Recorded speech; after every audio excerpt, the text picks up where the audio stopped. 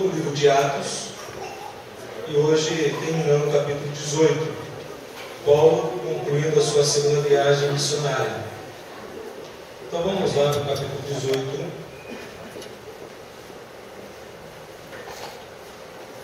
versículo 18, a parte B, até o versículo 28, até o término desse capítulo. Vamos mais uma vez orar ao Senhor. Se você estiver sem Bíblia, por favor, acompanhe com a pessoa do seu lado, preste bastante atenção. Se você acompanha a Bíblia de forma digital, você pode fazê-lo sem nenhum problema. Só peço que desligue o dado de redes móveis, ok? Porque às vezes você está lendo a Bíblia pelo celular, pelo smartphone, vê uma mensagem no WhatsApp, Facebook, prejudica a sua atenção. Então não fique conectado com a internet, mas conectado com a palavra de Deus. Então vamos nesse momento orar mais uma vez.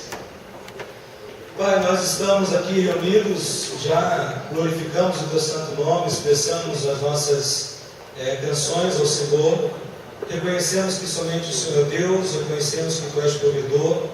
Ó Deus, nós já tivemos a alegria de dedicar ao Senhor os dízimos e as ofertas, já tivemos o prazer, ó Deus querido, de podermos ouvir também esse testemunho tão especial que a Luísa compartilhou conosco. Agora, Deus, estamos aqui atentos, necessitados em ouvir a Tua voz. Que a Tua palavra fale poderosamente aos nossos corações. Que Teu Espírito Santo, Deus, venha aplicar conforme a necessidade que Tu tens estabelecido para cada vida aqui nessa noite. De modo que todos, sem exceção, retornem para suas casas, ó Pai, desafiados. Retornem para suas casas, Deus amado, convictos da fé em Cristo Jesus. E conscientes, ó Deus amado, da missão que o Senhor tem confiado a cada um de nós, de modo que a nossa vida seja para o louvor da Tua glória. Fale aos nossos corações, Pai querido, assim nós rogamos ao Senhor, em nome de Jesus. Amém. Vamos lá? Então, Atos 18, a partir do versículo 18, a segunda parte dele, diz assim: então, aqui é Paulo, né? Então se despediu dos irmãos e navegou para a Síria, com Priscila e Áquila. Vamos lembrar que Paulo estava em Corinto, ok? Agora ele vai em direção à Síria, com Priscila e Áquila. E Paulo rapou a cabeça em Cencreia, pois havia feito um voto. E chegaram a Éfeso, onde Paulo os deixou. E depois de entrar na sinagoga, começou a debater com os judeus. Estes pediam que ficasse por mais algum tempo, mas ele não concordou. Antes, despediu-se deles, dizendo: se Deus quiser, voltarei para vós. Então, embarcou e partiu de Éfeso. Tendo chegado a Cesareia, subiu até a igreja para cumprimentá-la, e depois desceu para Antioquia. E tendo demorado ali algum tempo, partiu, passando sucessivamente pela região da Galácia e da Frígia, encorajando todos os discípulos. Certo judeu chamado Apolo chegou a Éfeso, natural de Alexandria. Era um homem eloquente, com grande conhecimento das Escrituras. Ele era instruído no caminho do Senhor e fervoroso de espírito. Falava e ensinava com precisão as coisas concernentes a Jesus, ainda que conhecesse somente o batismo de João. Ele começou a falar corajosamente na sinagoga. Mas quando Priscila e Áquila o ouviram, levaram-no consigo e lhe expuseram com mais precisão o caminho de Deus. Querendo ele passar a Acaia, os irmãos o animaram e escreveram aos discípulos que o recebessem. Quando ali chegou, auxiliou muitos que pela graça haviam crido, pois com grande poder refutava publicamente os judeus, demonstrando pelas Escrituras que Jesus era o Cristo. Não há dúvida alguma do progresso na expansão do Evangelho. Não há dúvida alguma de que o Evangelho de Deus, a mensagem salvadora de Cristo Jesus, que principiara lá em Jerusalém, lá no início da igreja, já tinha alcançado praticamente quase todo o mundo gentil. Meus irmãos, o que está muito claro para nós aqui é que há um progresso inquestionável. Há um progresso belíssimo, e não somente nós temos os apóstolos de Cristo Jesus Evangelho de Deus, mas também começam a surgir novos líderes que não eram apóstolos de Cristo. Homens e mulheres que Deus separou para que o Evangelho impactasse e transformasse o mundo de seu tempo, de sua época. E o que eu quero compartilhar com os irmãos, eu quero pensar com vocês, é que assim como houve um progresso do Evangelho no primeiro século, assim como o primeiro século foi impactado pela palavra de Deus, o ensinamento fiel às Escrituras, no século XXI, no tempo em que nós vivemos, como Igreja de Jesus, nós precisamos ansiar, desejar, nos empenharmos para que esse mesmo progresso seja vivenciado por nós. Não dá para pensarmos na igreja, não dá para pensarmos no Evangelho sem progresso. O progresso, ele é uma palavra de ordem dentro do reino de Deus. O Senhor Jesus Cristo, quando Ele estabeleceu a sua igreja, Ele disse o seguinte: quem sabe fala comigo, edificarei a minha igreja e as portas do inferno não prevalecerão contra ela. É extraordinário porque aí é uma palavra essencialmente de progresso. Jesus Cristo afirmando que a porta do inferno não pode prevalecer quando a igreja de Jesus está expandindo, quando a igreja de Jesus está avançando. Pensemos aqui naquelas guerras épicas do passado, em que os exércitos, os combatentes se colocavam um na frente do outro, com os escudos, com as lanças, com as espadas, e à medida que o exército avançava, aquele que estava perdendo tinha que recuar, senão seria aniquilado. E o que nós temos aqui, meus amados irmãos, a certeza, você que crê em Jesus já nessa noite, você que ainda não crê no Senhor Jesus, você precisa entender uma coisa: o Evangelho de Deus sempre há de prosseguir, de avançar e de transpor barreiras e obstáculos. Agora, quando olhamos para o texto que está diante de nós, o que permite, o que faz com que a igreja no tempo de hoje venha experimentar o mesmo progresso que no passado ocorreu? O Evangelho de Deus sempre progrediu em qualquer século, em qualquer época. Sempre houve na história o remanescente fiel de Deus. Então, o que é necessário para que hoje nós, assim como no passado, venhamos experimentar esse progresso? Primeiramente, o que temos no versículo 18, parte B até o 23, é a constância dos objetivos. Se nós queremos que haja o progresso da primeira igreja batista em Pompeia, o progresso de cada igreja aqui representada, o progresso do Evangelho de Deus, onde nós estamos inseridos, é necessário que haja constância. É necessário que nós venhamos nos estabelecer numa posição de firmeza. Nós não podemos, como povo de Deus, arredar o pé. Constância. É necessário constância. Observemos no versículo 18, nós temos algo muito interessante aqui, no começo do texto, uma curiosidade bem interessante, que Lucas coloca a Teófilo. Ele vai dizer o seguinte: o que Paulo fez quando saiu de Corinto? Ele fez o quê? Ele rapou a cabeça. Ok? E nós temos aqui algo muito belo na postura, na atitude de Paulo. É uma expressão do apóstolo Paulo de gratidão a Deus. Paulo está profundamente agradecido ao Senhor pelo fato de que em Corinto Deus prometera e cumprira que ele não sofreria nenhum mal em Corinto, porque em Corinto muitos haveriam de ser salvos, e nós sabemos disso. Os irmãos se lembram no domingo passado na pregação, quando colocamos que a própria lei romana, através de Gaio, protegeu o apóstolo Paulo em Corinto. Nós podemos aqui tirar essa compreensão, essa interpretação do texto mediante a um voto pessoal e particular de Paulo. É típico o voto do Nazireu, quando estes tinham uma expressão de gratidão a Deus, queriam agradecer ao Senhor por uma bênção, ou então até mesmo um processo de santificação, não santificação, mas de consagração ao Senhor. É uma espécie de voto particular que o apóstolo Paulo está aqui praticando.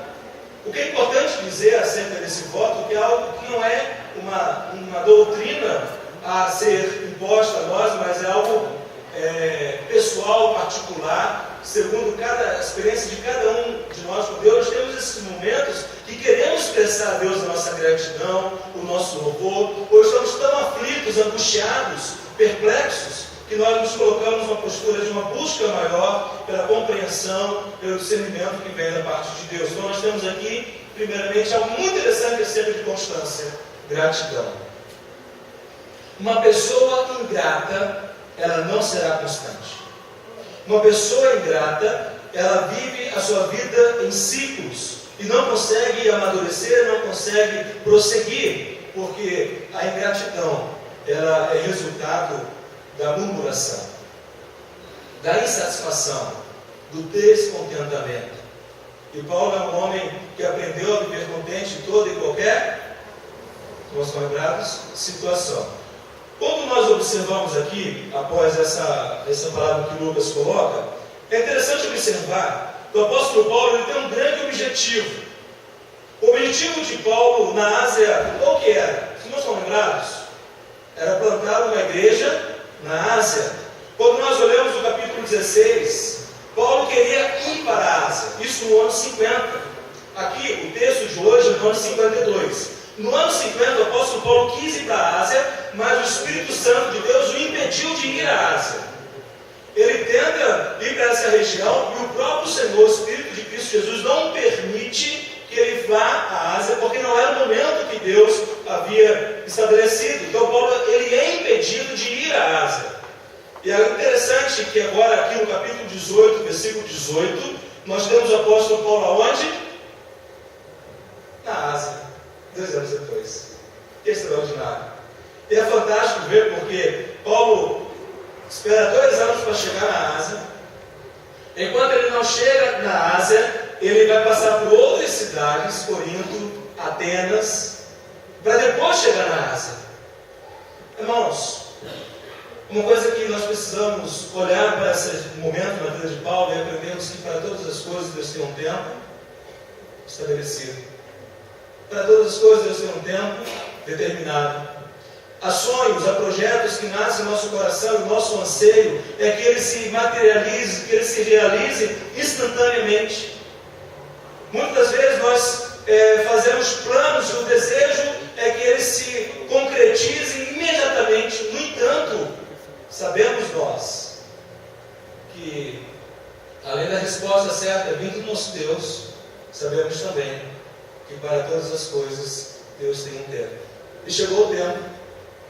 Está chegando o tempo em que Paulo haveria de iniciar a plantação de uma igreja na Ásia. Agora, é muito curioso, interessante olhar para o texto e perceber que quando o apóstolo Paulo ele está na Ásia, ele chega até Éfeso. A cidade de Éfeso, era a capital romana do Império Romano na Ásia. Era uma das cidades mais importantes do Império Romano. Nós temos Roma, nós temos Antioquia da Pisídia, nós temos Corinto e Éfeso. São as 4 cidades mais importantes dentro do Império Romano e a cidade de Éfeso é a última cidade mais importante a ser alcançada. E algo interessante no texto, olha por favor novamente na sua Bíblia. Olha para o versículo de número 19. E chegaram aonde? A Éfeso, onde Paulo os deixou. E depois de entrar na sinagoga, começou a debater com os judeus. Estes pediu que ficasse mais algum tempo, mas ele não concordou. Antes, despediu-se deles, dizendo: se Deus quiser, voltarei para vós. Então, embarcou e partiu de Éfeso. Parece uma ironia, não parece? Há 2 anos passados, Paulo estava ansioso por chegar em Éfeso, chegar na Ásia. Paulo está na Ásia. Ele embarcou naquela cidade junto com Priscila e Áquila. E o apóstolo Paulo, como de praxe, os irmãos já bem sabem disso, ele vai à sinagoga testemunhar do Evangelho. Os judeus da sinagoga ficam maravilhados com aquilo que ouvem. E eles pedem ao apóstolo Paulo, que é inusitado: fiquem mais aqui, compartilhem mais conosco, queremos ouvir mais sobre esse Messias. Olha o que Paulo diz: não é a hora, não é agora, eu tenho outra coisa para fazer. É interessante demais isso. Uma questão que muitas das vezes para nós é difícil lidar é justamente com o tempo para as coisas da nossa vida. Como é difícil entendermos que para todas as coisas, de fato, Deus soberanamente tem um tempo para que se realize. No entanto, devido, muitas das vezes, a um desejo sincero, a um desejo de que, de fato, devemos viver o tempo novo do Senhor, mas nem sempre acontece dentro do tempo que queremos, ou quando parece que chegou o tempo, não é o tempo. Interessante essa dinâmica do texto que Lucas está aqui apresentando, toda essa caminhada do apóstolo Paulo, quando ele chega na Ásia. E é interessante observar também aqui no versículo 18 e 19, quem está com Paulo?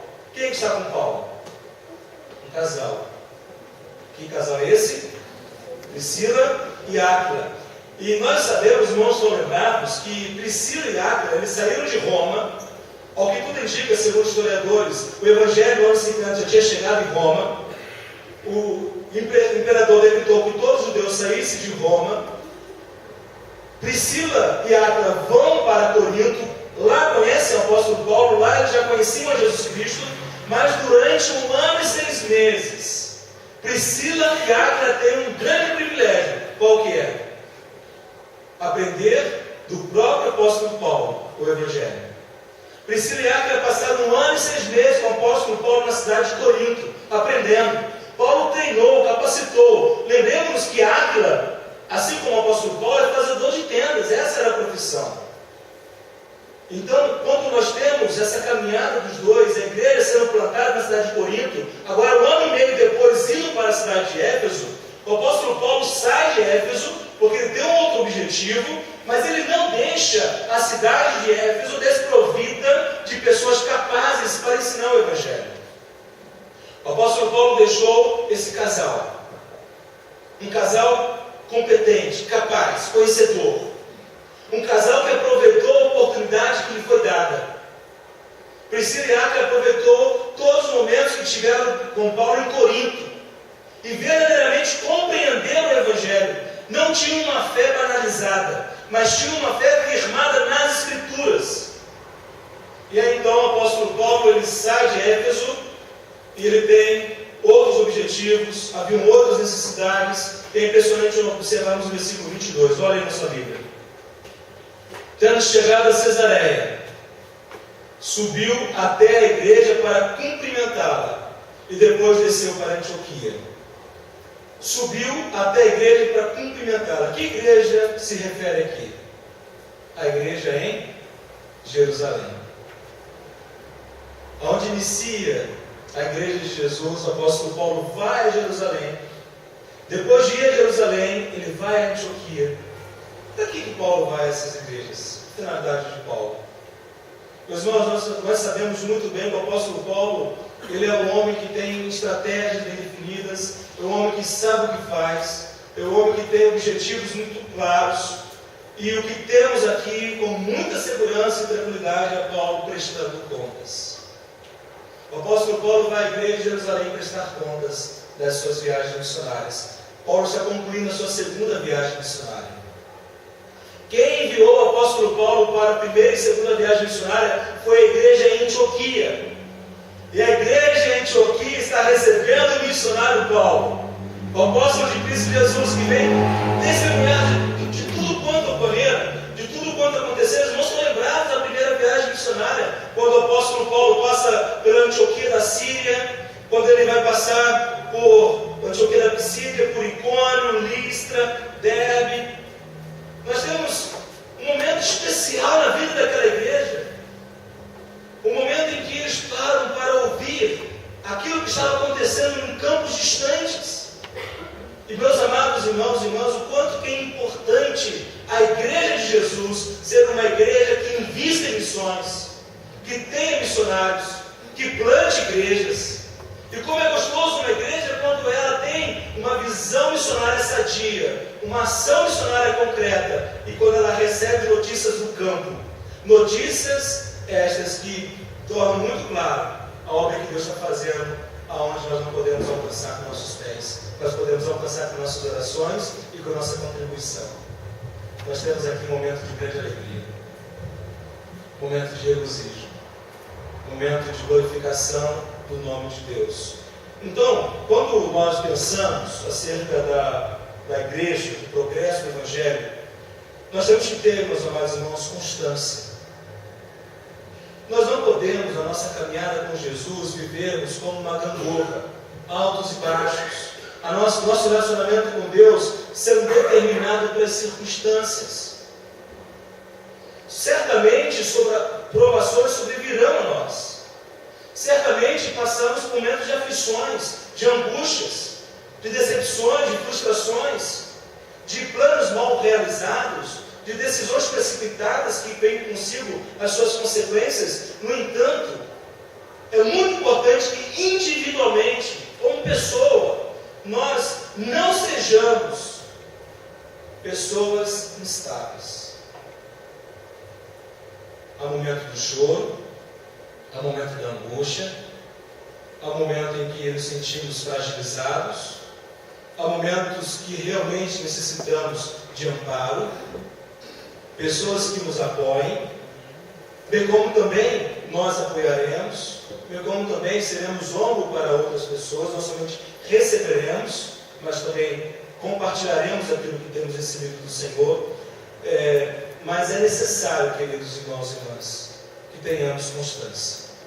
Queremos o progresso? Queremos o impacto do Evangelho na cidade de Pompeia? Queremos ver nossos familiares, amigos, colegas de trabalho serão alcançados e transformados pela graça de Deus? Então tenhamos constância. Não sejamos pessoas que são levadas pelas circunstâncias. E aí então, quando pensamos nisso, acerca de constância, é necessário que olhemos o apóstolo Paulo ainda, no versículo, pode voltar. É necessário que nós olhemos que Paulo não somente vai dar relatório à igreja, mas olha o versículo 23, o que Paulo vai fazer? E tendo demorado ali algum tempo, partiu, passando sucessivamente pela região da Galácia e da Frígia, encorajando todos os discípulos. O que é extraordinário aqui perceber que Paulo não somente tem a consciência que ele precisa prestar conta para a igreja de Jerusalém e Antioquia, mas o apóstolo Paulo também ele sabe da necessidade de cuidar dos novos na fé. Paulo, na sua estratégia missionária de plantação de igreja, ele sempre preparou uma liderança masculina para conduzir as igrejas que ele plantou. Havia sempre um presbitério, havia sempre um grupo de homens à condução da igreja. Ele nunca deixou uma igreja desguarnecida. No entanto, isso fazia com que ele sempre retomasse, procurasse dar assistência, saber como estava. Porque, meus amados, eram todos novos na fé, em Cristo Jesus, alguns certamente já com uma cultura religiosa advinda do judaísmo, então com todo o vazamento bíblico, teológico do Antigo Testamento, mas o Novo Testamento está sendo escrito. O Messias acabara de vir, morrer, ressuscitar. O Novo Testamento ainda está nas penas do apóstolo Paulo e Pedro, dos demais discípulos de Jesus que escreveram o Novo Testamento. É tudo muito novo ainda. Então nós precisamos ver algo muito belo que o apóstolo Paulo faz. Paulo não somente é um plantador de igreja, mas ele é um pastor de igreja. Ele está preocupado com as igrejas que ele plantou. Ele está preocupado com a saúde espiritual, com a saúde. Aí nós temos um curso, né, pastor Neymar, que está trabalhando na igreja, com a espiritualidade emocionalmente saudável da sua igreja, da liderança das pessoas. Nós temos não me recordo agora desde a referência, mas Paulo vai dizer algo muito interessante: pesa sobre mim diariamente a preocupação com a igreja do Senhor. Quando nós consideramos tudo isso, para que haja progresso, para que haja crescimento, é necessário que individualmente, como pessoa, é necessário que coletivamente, como igreja, sejamos constantes. Nos lembramos, né, quando Paulo fala em 1 Coríntios 15, 58, né? Meus amados irmãos, sede sempre firmes e constantes na obra do Senhor, sabendo que o vosso trabalho não é em vão. Constância, meus irmãos. Tem momentos difíceis, tem momentos que choramos, tem momentos que pensamos que desistir é a solução, que abandonar o barco é a solução, mas não podemos caminhar por essa direção. É necessário que permaneçamos firmes em Cristo Jesus. Não é o que o autor de Hebreus nos fala? Não é isso? Temos nós uma grande nuvem de testemunhas. E Jesus Cristo ele é o autor e consumador da nossa fé. Depois, leia em outro momento, Hebreus capítulo 12, que nos fala sobre isso. Capítulo 11, a galeria da fé. E o capítulo 12, afirmando exatamente o que eu acabei de dizer. Constância. Então, quando pensamos na constância, é necessário que nós tenhamos objetivos bem definidos. Objetivos de vida. Quais são os objetivos da sua vida? Quais são os planos que Deus tem colocado em teu coração? Quando você olha a sua história, quando você olha a sua caminhada cristã, quando você olha as pessoas que lhe circundam, quando você olha aquilo que Deus confiou em suas mãos, as potencialidades que você tem, a capacidade que você tem, o talento que você tem, quais são os seus objetivos de vida? Para que nós tomemos uma atitude, uma postura de constância, nós temos que saber que objetivo temos, possuímos. Não somente como pessoa, mas também como igreja do Senhor Jesus. A primeira igreja batista sabe qual é o seu objetivo. Nós sabemos quais são as nossas metas. Nós temos nossos sonhos para os próximos anos.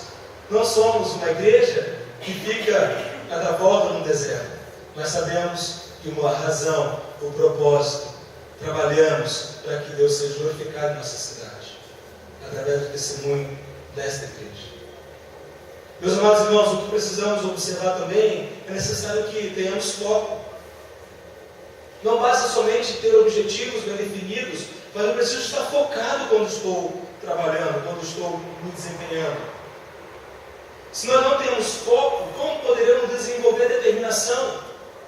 Como poderemos prestar contas dos objetivos que temos? E é tão gostoso quando nós temos objetivos, somos claros, estamos focados no que estamos fazendo, somos determinados, e quando compartilhamos com as pessoas, como é bom? Não é bom? Por quê? Isso nos leva a prestar contas. Então, se eu sei que o objetivo de meu irmão, por exemplo, é passar na faculdade, é bem simples. Eu sei que ele está se preparando para isso, ele está focado nisso, ele está estudando, está se preparando, ele está determinado, ele não quer perder a oportunidade. Vai chegar o dia do vestibular. Mas antes de chegar o dia do vestibular, se eu sei que ele está nessa empreitada, ele poderá compartilhar, ele poderá prestar conta, ele poderá pedir conselhos. Não estou sendo tão produtivo nos estudos, não estou conseguindo aprender tanto essa disciplina. E assim, então, com a prestação de conta, existe a ajuda mútua, existe o encorajamento mútuo, e assim conseguiremos alcançar aquilo que temos por objetivo. O apóstolo Paulo era um homem que tinha constância no trabalho. Ele sabia qual era o chamado de Deus na sua vida. Ele sabia que Deus o chamara para ser apóstolo dos gentios. Ele sabia que ele haveria de sofrer por causa do nome de Cristo Jesus. Vocês estão lembrados quando Cristo Jesus o salvou, o resgatou, revelou-se a ele no caminho de Damasco. Ele disse qual era a missão que haveria de confiar. Não somente nós precisamos ter constância nos objetivos, mas também precisamos ter robustez bíblica e teológica. O progresso, ele requer robustez. A igreja de Jesus Cristo, ela cresce de uma maneira guerreira, corajosa, quando ela é robusta, quando ela tem consistência bíblica e teológica, quando ela tem firmeza, quando ela sabe exatamente no que ela crê, no que ela acredita, no que ela prega, no que ela vive. Nós não podemos ser uma igreja, um povo, que temos dúvida daquilo que cremos, que não temos convicção daquilo que a Bíblia diz. É necessário que tenhamos convicção de fé. É interessante observarmos o texto. Olha aí o versículo 24. Olha o que o texto nos diz. Quem que aparece em cena? Quem é a pessoa agora que aparece na cena? Quem? Apolo. Quem é Apolo? Olha lá, o judeu. Vamos ler então. Acompanhe essa Bíblia. Certo judeu chamado Apolo chegou a Éfeso. Natural de Alexandria, era um homem eloquente, com grande conhecimento das Escrituras. Ele era instruído no caminho do Senhor e fervoroso de espírito, falava e ensinava com precisão as coisas concernentes a Jesus, ainda que conhecesse somente o batismo de João. E ele começou a falar corajosamente na sinagoga. Quem é Apolo? Apolo é um cara extraordinário. Apolo, ele é um homem que está diante a um grande desafio que Deus está preparando para o apóstolo Paulo. E quando nós consideramos isso, pode passar, Lucas. Quando nós consideramos, pode passar, o apóstolo Paulo, nós precisamos perceber que é algo muito interessante.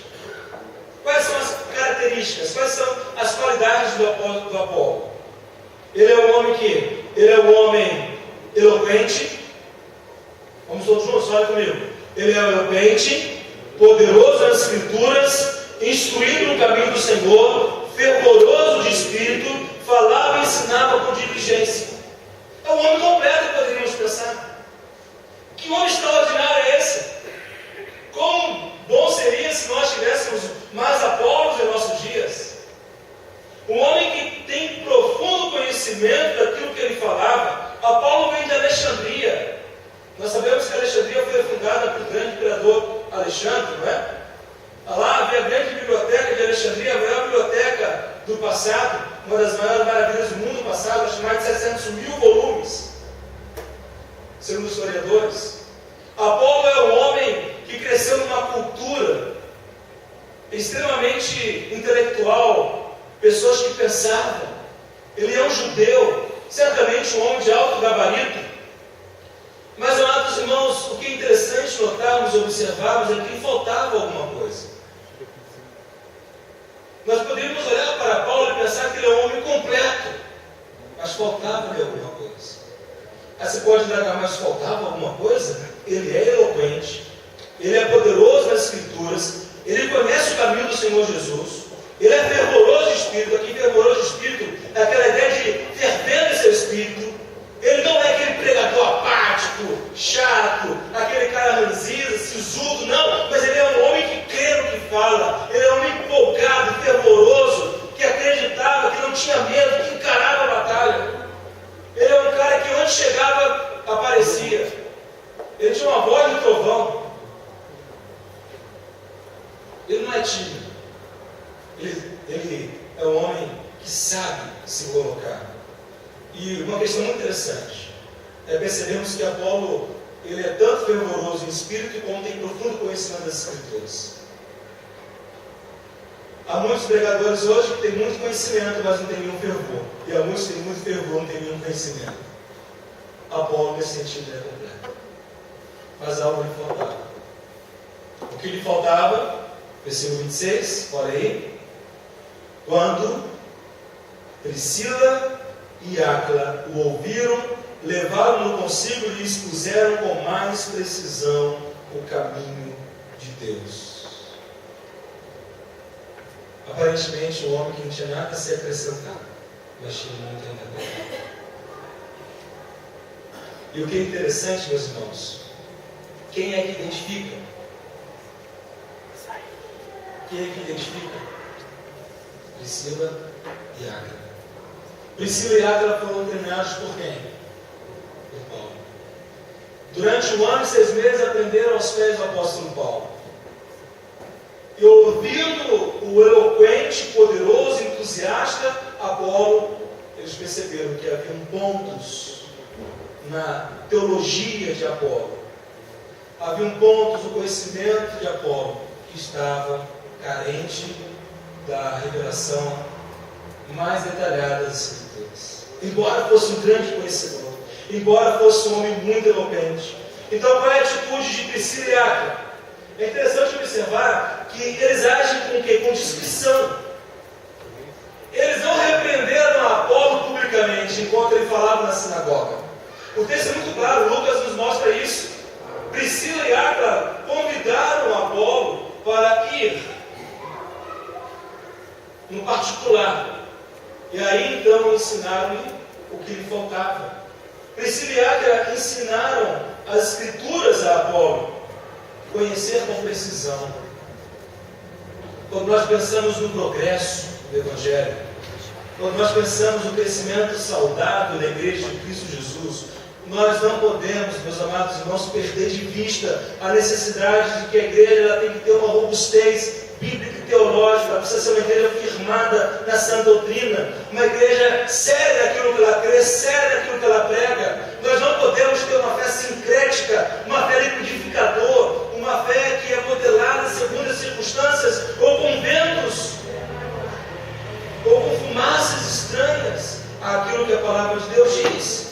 Olhemos o versículo 27 e 28, quando Apolo ele recebe esse doutrinamento de Priscila e Áquila, o que ele faz? Versículo 27 e 28. A igreja, o quê? Querendo ele passar a Acaia, os irmãos o animaram e escreveram aos discípulos que o recebessem. Quando ali chegou, auxiliou muitos que pela graça haviam crido, pois com grande poder refutaram publicamente os judeus, demonstrando pelas Escrituras que Jesus era o Cristo. O que é extraordinário é que após esse momento de aprendizado de Apolo, com Priscila e Áquila, ele vai para Acaia. O que é Acaia? Qual é essa região? Qual é a grande cidade de Acaia? Corinto. Ele vai para Corinto. E aí quando a gente olha para o livro de Coríntios, a carta de Paulo a Corinto, a gente vai entender melhor a carta de Paulo a Corinto. Mas o que eu preciso dizer, não posso me esquecer, é que há algo lindo nesse texto. A palavra de Deus nos mostra muito claramente, Paulo nas cartas pastorais, que a liderança da igreja é uma liderança masculina. No entanto, nós não podemos menosprezar e não podemos deixar de reconhecer o quão precioso, o quão válido é o ministério feminino na igreja. Nós temos Priscila, uma doutora, Priscila, uma mestre, uma mulher que conhece profundamente. O nome dela vem primeiro do seu marido, isso dá o destaque da sua liderança. Mas no particular, ela exerceu o ensino, mostrando a Apolo. E Apolo ele parte, ele prossegue, ele vai até a cidade de Corinto, e ali ele vai o quê? Refutar os judeus. Meus irmãos, precisamos ser uma igreja que tenha robustez. Precisamos ser uma igreja firmada nas Escrituras. Uma igreja que ame a palavra de Deus, que conheça, que entenda. Uma igreja que saiba aplicar a palavra de Deus de uma maneira adequada, correta.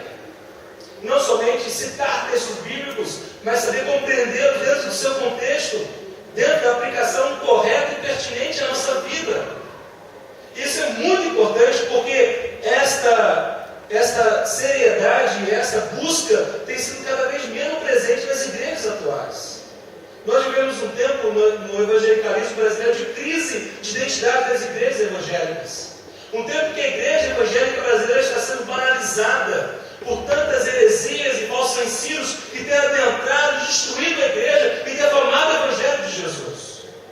Nós podemos com muita tranquilidade afirmar o quanto que o analfabetismo bíblico ele é tão notório em nossos dias. O quanto que as pessoas não conhecem a Bíblia. Pessoas que estão anos a fio dentro da igreja não conhecem a Bíblia. É lastimável, é triste vermos que há algumas décadas, até mesmo a nossa denominação batista tem desmerecido a escola bíblica. Quantas igrejas extinguiram de suas atividades a escola bíblica dominical? Não há o amor pela palavra de Deus. Um outro fato também que nós precisamos aqui destacar é o desinteresse pela reflexão teológica centrada nas Escrituras. As pessoas querem fazer teologia por meio da filosofia, da sociologia, da psicologia, da antropologia e desprezam o texto bíblico. Uma teologia séria, ela é bíblica. Uma teologia correta, ela é firmada na sã doutrina. Nós precisamos observar e ver que também há o desconhecimento desconhecimento. Não conhecemos a nossa história como um povo evangélico. Aqueles que vieram antes de nós, aqueles que deram sua vida, o seu sangue, para que a fé evangélica, a fé cristã, bíblica, hoje ela pudesse ser com tranquilidade. O desconhecimento das confissões de fé, o desconhecimento da reforma protestante, de quantos homens Deus usou no século XIV, XV, XVI. A igreja que não conhece a sua história, a igreja que não reconhece como Deus agiu na história, ela está fadada ao fracasso. Ao invés de ela progredir, ela vai retroceder, ela vai negar a sua própria história. O fato é que muitas vezes há preguiça para estudar a Bíblia, ou até mesmo a incapacidade para aplicar os ensinamentos da Bíblia à vida prática. Foi muito lindo o testemunho da Lô. Ela falou algo muito sério. Cremos em Deus provedor, né, Lô? Cremos em Deus provedor. Mas há tantos momentos que, por causa da nossa ansiedade, dos temores que vem à nossa alma, e isso, conjuntamente a isso, provém a pecado de idolatria, o pecado da ansiedade. Isso vai gerando em nós o que é a falta de confiança. Não descansamos que Deus de fato é provedor. Meus amados irmãos e irmãs, nós precisamos estar muito atento ao fato de que há uma variedade hoje absurda de ideologias ou de ideias teológicas que estão sendo todas tidas como válidas, todas tidas como verdadeiras, não importando que numa própria igreja local haja um corpo doutrinário firmado na Bíblia. Não importa o que você crê, não importa a sua concepção bíblica, teológica, o que importa é ter volume, o que importa é ter casa cheia. O que você crê, o que você pensa, o que você acredita, isso não faz diferença. Nós vivemos tempos assim. Crescimento custe a que custar. O que nós temos hoje, meus amados irmãos, é algo muito sério, uma verdadeira Babel teológica dentro das igrejas. Por quê? O menosprezo à sã doutrina, o menosprezo ao estudo da palavra. Nós precisamos entender que o progresso se faz com robustez bíblica teológica. Apolo era um homem de grande conhecimento. Apolo era um homem que realmente conhecia as escrituras do Antigo Testamento. No entanto, Priscila e Áquila identificaram alguns pontos que precisavam ser focados. Meus amados irmãos, nós precisamos estar atentos ao fato de que a Bíblia nos adverte a realidade de que nos últimos dias haveria o tempo de apostasia da fé. E vivemos esse tempo. A apostasia da fé ela tem sido algo muito comum. No entanto, qual é o apelo das Escrituras? O que a Bíblia nos apela? A Escritura nos apela para que haja uma unidade doutrinária na igreja. Isso é inquestionável. Quando nós olhamos para as cartas do apóstolo Paulo, quando nós olhamos para as cartas de Pedro, quando nós olhamos para o Evangelho, quando nós olhamos para os outros textos da palavra de Deus, a Bíblia não é um livro de confusão teológica, mas traz uma confissão centrada naquilo que Deus revelou. Vamos rapidamente, quero convidá-lo a ler a sua Bíblia, lá em Filipenses. Filipenses capítulo 1. O apóstolo Paulo, ele vai nos falar a importância dessa unidade.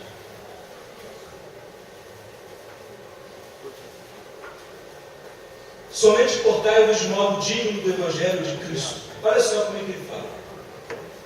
Somente portai-vos de modo digno do Evangelho de Cristo, para que, quer eu vá e vos veja, quer esteja ausente, ouça acerca de vós, quer permaneceis firmes no só Espírito, combatendo juntos com uma só alma pela fé do Evangelho. Não há como, meus irmãos, ignorarmos essa convocação que a palavra de Deus nos traz e nos faz, para que nós tenhamos uma unidade, uma fé realmente conforme as Escrituras. Não dá para negarmos isso.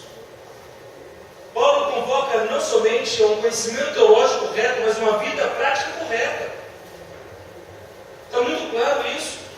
Em 1 Coríntios 1,10, 2 Coríntios 13,11, Judas 1,3, são textos da mesma vertente que nos apresentam o mesmo argumento de Paulo. O mesmo pensamento, uma mesma fé, unidade. Então, com isso nós vamos reconhecer algo muito interessante.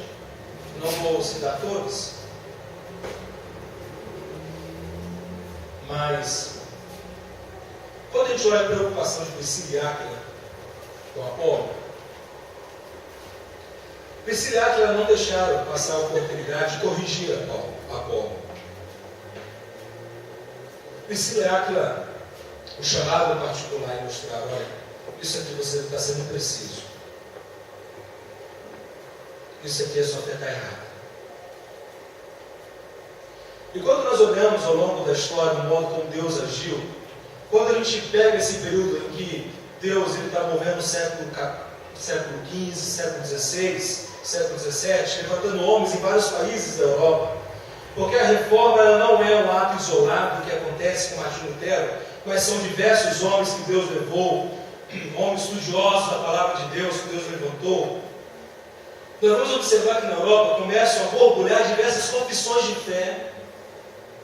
E essas confissões de fé é uma convocação ao retorno das Escrituras, a seriedade daquilo que se crê. Então, 1537 o catecismo, volta lá no primeiro, 1537 o catecismo e a confissão de fé de Genebra. E aí nós temos outras confissões que nós temos aí colocados. Não vou me deter a elas, porque não é o objetivo, mas eu quero mostrar a vocês isso, que ao longo de séculos, a Igreja do Senhor Jesus, ela foi expressando a sua fé através de um corpo doutrinário que foi de acordo com a Bíblia. No entanto, essas confissões não se sobrepõem à Bíblia. Essas confissões não é a nossa única regra de fé e prática. A Bíblia aqui é, mas ela serve para nós de indicadores. Homens e mulheres do passado que tiveram uma fé correta, deixaram para nós um legado de fé, que nós não podemos simplesmente, por causa do pragmatismo do nosso tempo, do crescimento custe que custar, desse evangelho fácil que vivemos, abrir mão daquilo que recebemos como herança bíblica, teológica dos irmãos. É muito sério.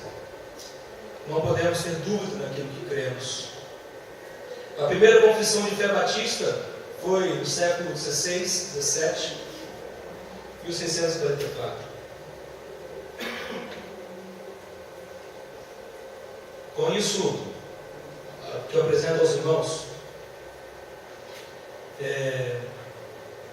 há uma questão muito séria que você precisa pensar essa noite. Olha nossas lágrimas. Há uma questão muito séria. O que eu penso, o que eu creio, é realmente bíblico?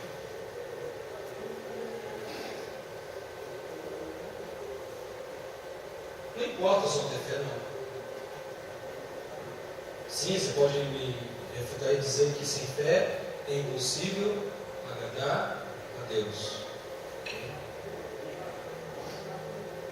Mas ter fé simplesmente pela fé, isso não resolve. Precisamos ter uma fé bíblica, correta. A palavra de Deus nos traz a revelação de tudo quanto aquilo que Deus quis nos mostrar, aquilo que era desconhecido para nós. Eu pergunto e lhe faço: qual é a sua fé? O que você pensa é realmente bíblico? Porque aquilo que eu penso, aquilo que eu creio, isso não é bíblico, não se sustenta, meus irmãos. Quando Martinho Lutero é colocado diante ao concílio que o execrou, ele falou que a minha alma é cativa à palavra de Deus, levada cativa à palavra de Deus. Se nós não temos uma postura, uma mesma fé inegociável naquilo que a Bíblia diz, nós nos tornaremos qualquer outro grupo religioso. Não seremos igreja de Jesus. Uma igreja que não tem uma fé bíblica não é igreja de Jesus. Pode ser um grupo religioso que se denomina evangélico, mas não. Outra questão que nós precisamos parar e pensar não somente acerca do que penso e creio, mas a teologia que nós construímos, a maneira como entendemos Deus, a maneira como entendemos a criação de Deus, a maneira como entendemos a nós mesmos, a maneira como entendemos os conflitos do dia a dia, a maneira como aplicamos o conhecimento à nossa vida. A teologia que possuímos, ela é correta. Você é o X, né? Aqui não é questão de denominação, é questão de Bíblia. Uma outra questão que precisamos nos indagar e verificar: que transformação pode ser verificada em minha vida mediante o conhecimento bíblico que tenho adquirido? As pessoas mais próximas a você, mais íntimas de sua vida, podem testificar mudança na tua vida, na tua maneira de pensar, na tua maneira de agir, na tua maneira de reagir. Porque se a nossa fé em Cristo Jesus não está transformando aquilo que somos, aquilo que fazemos, meus irmãos, nós estamos enganando a nós mesmos. Uma outra questão: a minha família vê mudança em minha vida, em minha forma de viver a vida? Todos nós precisamos buscar, nenhum de nós somos perfeitos. A começar por mim. Quão falho sou? Quantas vezes eu chegar à minha esposa e pedir perdão às minhas filhas? Quando erro, quando me precipito, temos que ter realmente reconhecimento, admissão de erro, arrependimento, perdão. Mas a minha família tem de fato verificado essa mudança que o Evangelho diz? É muito importante pensarmos nisso. Que convicção possuo para defender e proclamar a minha fé? Algo muito importante: nós temos sido constantemente desafiados pelo livro de Atos a testemunharmos. Mas nós só testemunharemos se tivermos convicção daquilo que cremos. Só testemunharemos se de fato estivermos vivendo e buscando, compreendendo melhor aquilo que a palavra diz. Porque quando nós testemunhamos, nós somos confrontados. Isso requererá de nós um maior conhecimento da Bíblia, para poder mostrar a razão da esperança que há em nós. O que é indiscutível é que há um progresso. E como a primeira igreja batista em Pompeia, os irmãos têm acompanhado nesses anos que a igreja está caminhando. O nosso grande comprometimento como igreja é sã doutrina. Quando você olha no boletim da igreja, você tem as 7 marcas da nossa igreja. A primeira marca da nossa igreja é sã doutrina. O comprometimento com a exposição fiel das Escrituras. O comprometimento de termos uma fé sadia, de vivermos uma vida cristã sadia.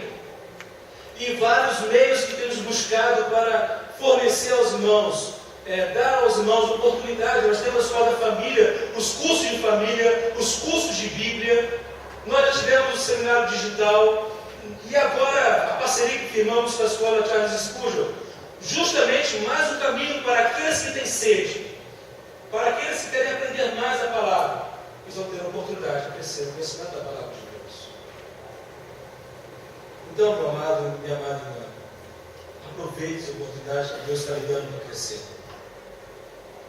Priscila e Áquila aproveitaram a oportunidade de aprender com Paulo, enquanto estiveram em Corinto, durante 1 ano e 6 meses. Paulo precisou sair de Éfeso e ir para Jerusalém e depois Antioquia, mas ele deixou o casal que aproveitou a oportunidade. Quando Paulo chega em Éfeso, semana que vem, se nós permitirmos, já vê Paulo chega em Éfeso. A gente já vê o que Deus faz em Éfeso. Mas algo temos que considerar: o terreno já estava preparado. A terra já estava adubada. E quando nós não temos essa visão de continuidade que Deus faz, como Deus age, a gente deixa de viver aquilo que Deus tem preparado para a sua igreja. Então, que nós possamos realmente, como povo de Deus, termos essa visão de progresso. Progresso do Evangelho. Progresso esse que nos encanta ao lermos a Bíblia. Progresso esse que Deus também de uma maneira fantástica, meus irmãos, reservou para a sua igreja no tempo de hoje. A palavra de Deus diz que antes da volta de Jesus Cristo, assim haveria apostasia. Mas a igreja de Jesus faria proezas. A palavra de Deus diz sim que haveria momentos difíceis, mas a igreja de Deus faria coisas extraordinárias. E nós vivemos esse tempo, nós podemos viver isso. O que precisamos é realmente tomarmos a postura correta. Pedimos ao Senhor que nos trate. Confessarmos a Deus aquilo que temos pecado contra Ele. Nos arrependermos de nossos maus caminhos. Voltarmos para Ele e falar: Deus, usa minha vida. Eu quero ser usado por Ti. Nós vamos cantar agora essa música. Usa-me novamente. Quero chamar aqui de cântico. É uma música muito especial. Quando nós olhamos o progresso da igreja no primeiro século, meus irmãos, isso deve causar em nós um constrangimento. Isso deve gerar em nós um desafio para que no século XXI venhamos também viver essa realidade. A igreja de Jesus é a expressão da glória de Deus. A igreja de Jesus é a família, é povo de Deus na terra. Nós precisamos viver o Evangelho e ser usado por Ele. Então, Deus quer usar a tua vida. Então, nós vamos cantar agora. Quero convidá-lo a se consagrar ao Senhor nesse momento. Consagre a tua vida a Deus. Apresente a Ele áreas que você reconhece que tem pecado contra Ele, que tem impedido de viver essa realidade. Peça perdão ao Senhor. O Evangelho é o Evangelho da graça. É o Evangelho do preço que já foi pago. É o Evangelho da renúncia para seguir Jesus. Vamos colocar em pé, vamos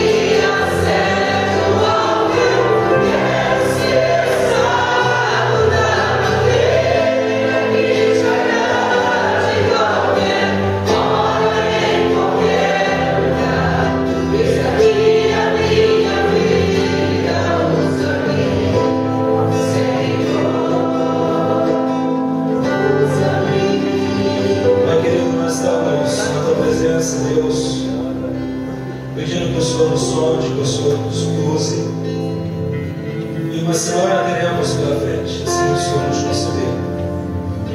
Rogamos, ó Pai, que cada um de nós, segundo a sua realidade, os seus desafios, nessa semana seja tremendamente usada por Ti. De modo, Deus querido, que nós tenhamos, ó Pai, a constância em nossa vida. Não sejamos, ó Pai amado, como meninos levados por qualquer, ó Pai amado, tempestade, adversidade que venha sobre nós.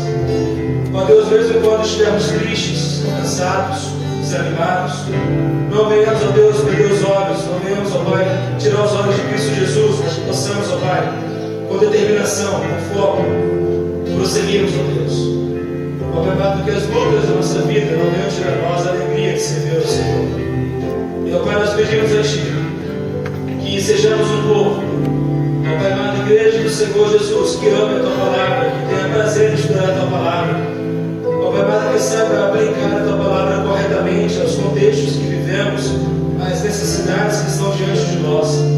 De modo, Deus, que onde quer que estejamos, sejamos boca do Senhor, sejamos homens e mulheres usados por Ti, ó Pai, para falar aos corações daqueles que estão cansados, daqueles que estão, Pai, perdidos, daqueles que estão desesperançados. Ó Deus, dá-nos uma semana em Tua presença. Livra-nos e guarda-nos de todo mal.